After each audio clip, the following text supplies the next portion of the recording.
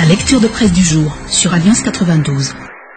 Mardi 11 juin 2013, tout de suite la lecture de presse avec le journal Les Nouvelles qui nous met à sa une. Fermeté des États-Unis et de la France, tir groupé contre les trois. Les partenaires techniques et financiers du pays s'accordent à mettre donc un terme aux candidatures controversées d'Andra Zuel, de la Laura Wallman et de Didier Ratir qu'à 48 heures de la réunion prévue par la SADC demain pour réexaminer ainsi le dossier malgache. Ils acculent les trois personnalités et lancent un appel pour responsabiliser la classe politique malgache.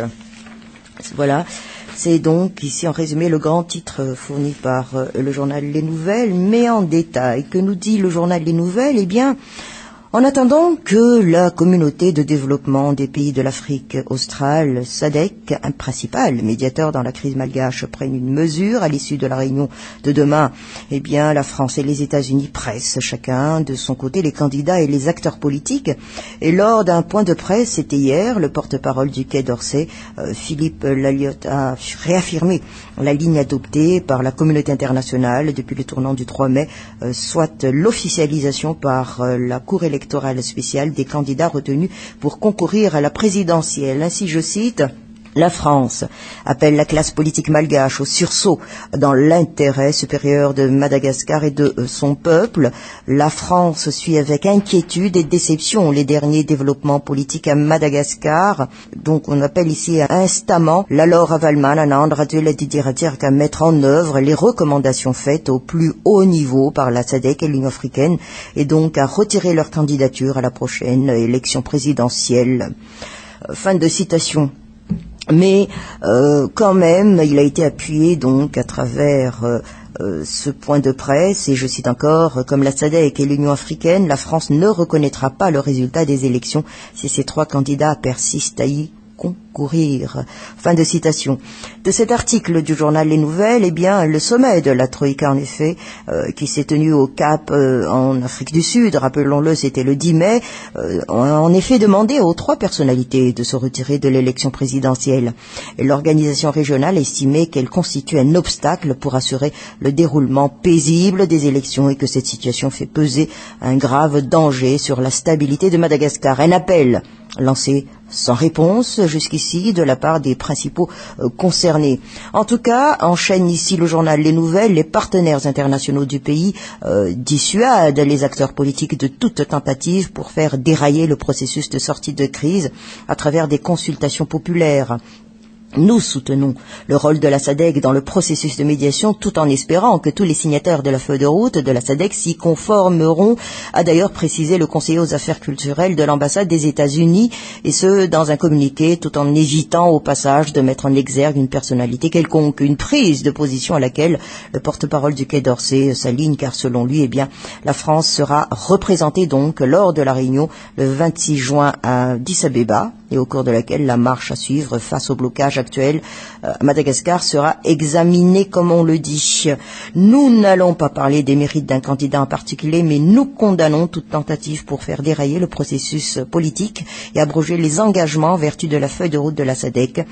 A-t-il d'ailleurs analysé, d'après lui, eh bien, la feuille de route de la SADC pour mettre fin à la crise à Madagascar stipule clairement que le calendrier électoral doit être déterminé conjointement par la CENIT et les Nations Unies, une menace à peine voilée contre toute atteinte unilatérale au calendrier. Nous conclut ici le journal Les Nouvelles. La Gazette de la Grande Île, en ce qui concerne la redevance de sûreté aéronautique, le DG de l'ACM rappelé à l'ordre. C'est le grand titre ici fourni par la Gazette de la Grande Île, et ainsi donc en légende, on nous fait savoir que Robert Azaf, le DG de l'ACM, s'entête au dépit d'une lettre du ministre des Transports lui intimant l'ordre de suspendre jusqu'à nouvel ordre la redevance aéronautique. Apparemment, il est couvert par le président du conseil d'administration, le général Rentre Barsou. Voilà ici la légende par rapport donc au grand titre fourni par la Gazette de la Grande Île. Mais en contenu, voyons plutôt ici ce qui a été dit par rapport aux élections à travers les articles fournis par la Gazette de la Grande Île, eh bien, un processus à bout de souffle, c'est le titre donné ici, si on parle des élections donc. Pour la seconde fois, nous dit ici la Gazette de la Grande Île, Atala Béatrice entreprend un voyage à l'extérieur, plus précisément à Maputo, elle saura défendre le bien fondé ainsi que la nécessité de tenir les élections dans les meilleurs délais dans le pays.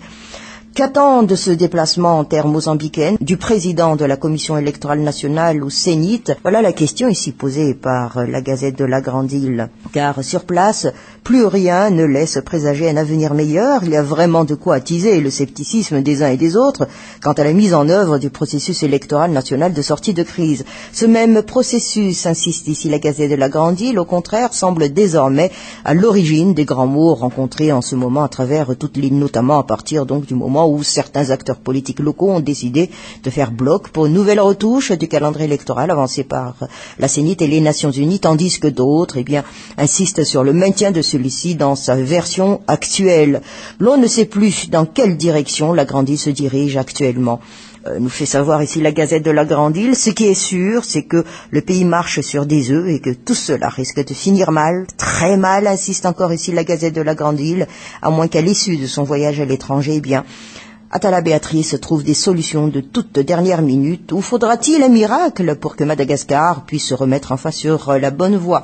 Question ici posée par la Gazette de la Grande Île. Madagascar matin, pour enchaîner notre lecture de presse, une succession d'échéances rapprochées, autant de nœuds menaçant d'étranglement.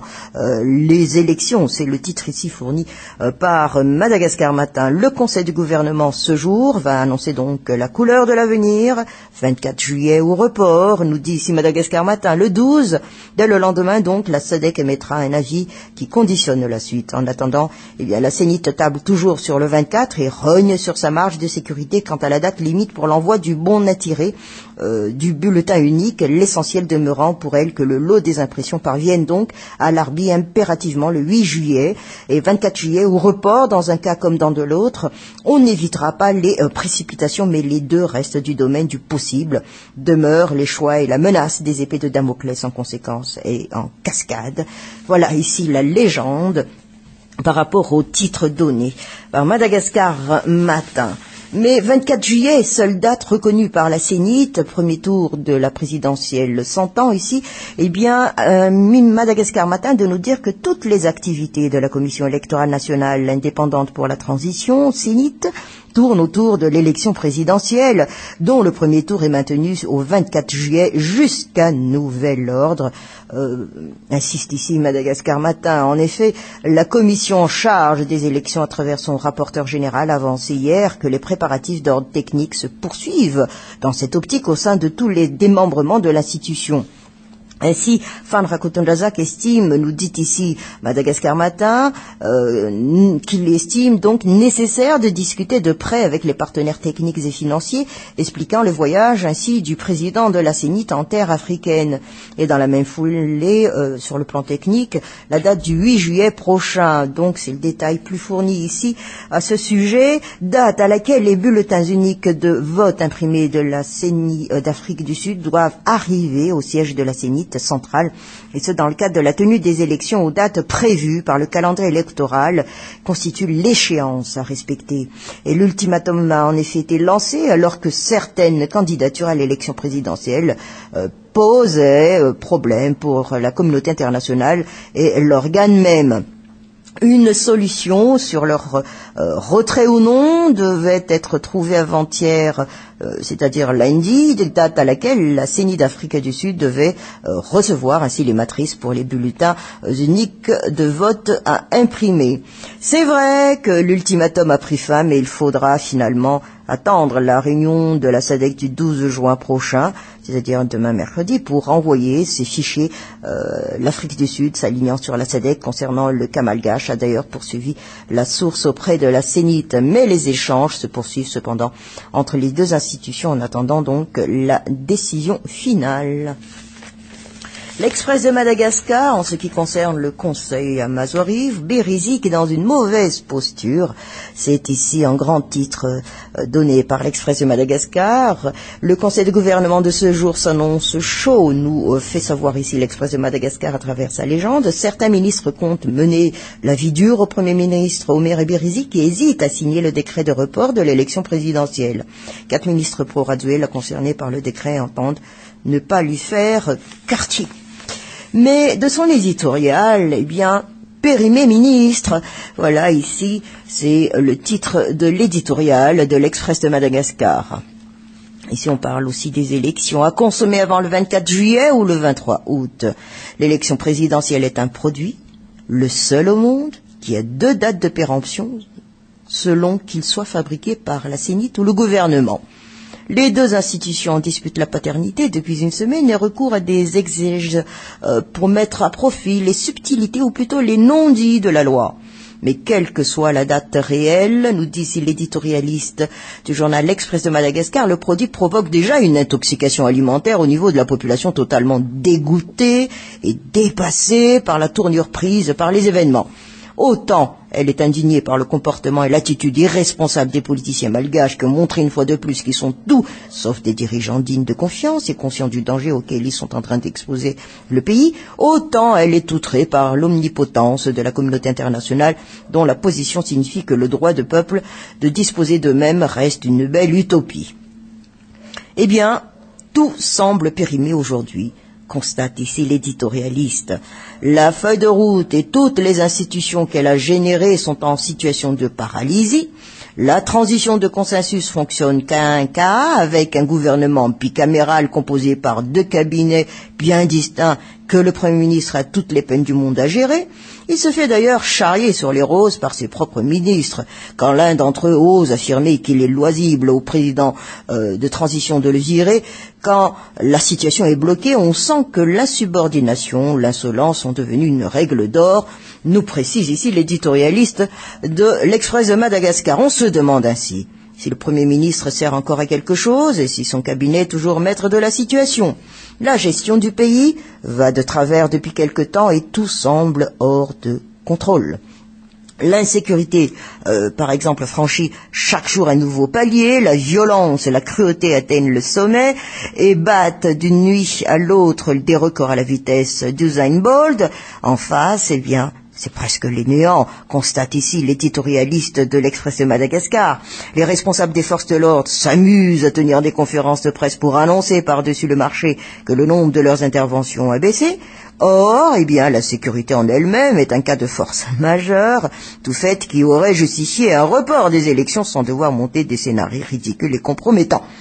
Il en va de même aussi, nous illustre encore ici l'éditorialiste de l'Express de Madagascar, de l'invasion des criquets, encore heureux qu'ils n'ont pas d'aiguillon, sinon ils auraient éliminé beaucoup d'électeurs et causé les perturbations dans la liste électorale. Aussi bien à Antananarivo qu'à Béchouk, le scrutin est menacé par un banditisme de plus en plus sans éthique ni déontologie, à l'image des policiers d'ailleurs. Ce n'est pas un report d'un mois de l'élection, ni les sanctions contre les 3 candidats indésirables qui vont pouvoir arranger la situation, nous martèle ici l'éditorialiste de l'Express de Madagascar. Pire, plus l'attente et l'incertitude se prolongent, plus la situation pourrit directement avec la montée de la pauvreté. On se trouve aujourd'hui l'antichambre d'une guerre civile dans la mesure où l'absence d'autorité de l'État est mise à profit par une certaine catégorie de la population pour braquer et piller en toute impunité.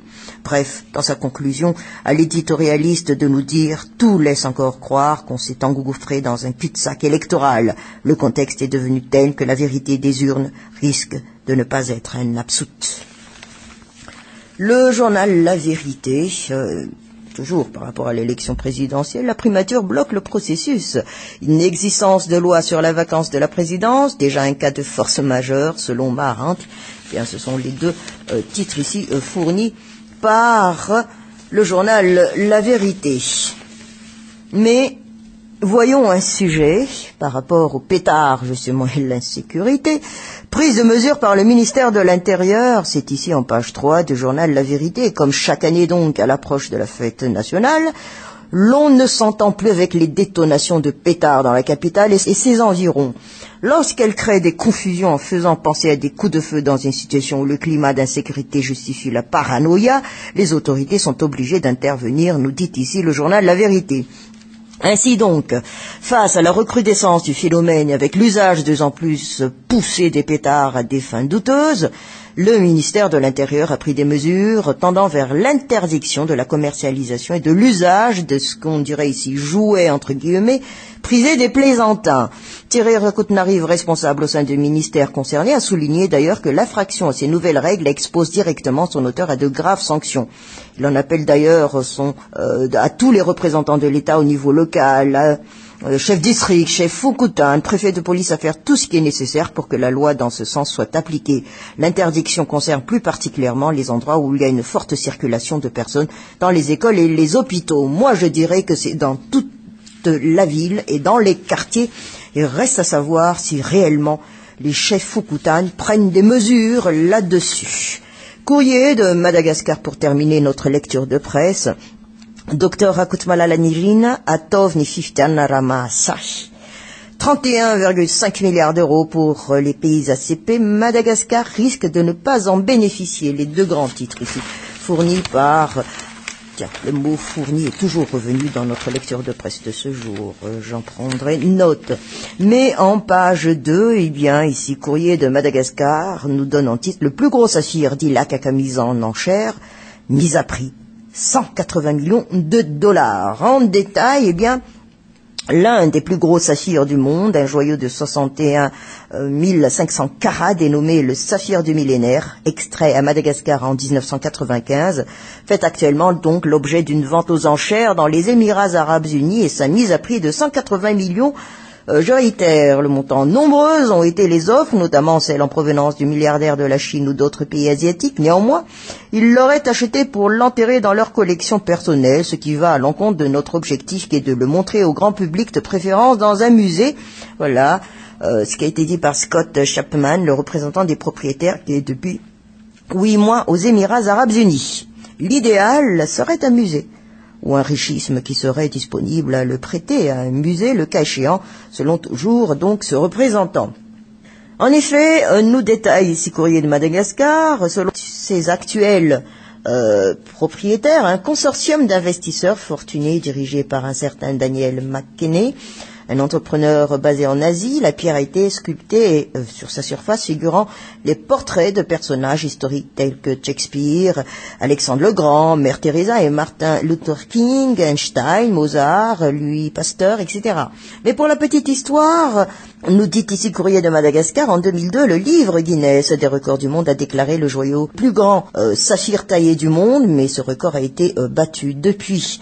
La pierre a été vue en public 2 fois, nous fait-on savoir. C'était lors de la cérémonie des Oscars en 2002 et sur le voyage inaugural du paquebot de croisière Saphir Princess. C'était en 2004 qui a pris son départ à Seattle aux États-Unis et Scott Chapman déclare détenir des documents d'authentification pour convaincre les acheteurs potentiels des rapports provenant de 4 organismes de certification, entre autres le Gemological Institute of America, confirmant que la pierre est authentique. Il dit également avoir en sa possession donc un certificat de Guinness World Records, ainsi que le rapport d'un laboratoire de gémologie valorisant le saphir à 180 millions de dollars. Donc, toutefois, nous conclut ici Courrier de Madagascar, il n'est dit nulle part combien ce joyau découvert à Ilaka a été payé à Madagascar, ni qui l'a découvert, mais d'une manière générale, le saphir d'Ilaka est payé 5 fois moins cher que celui du Sri Lanka.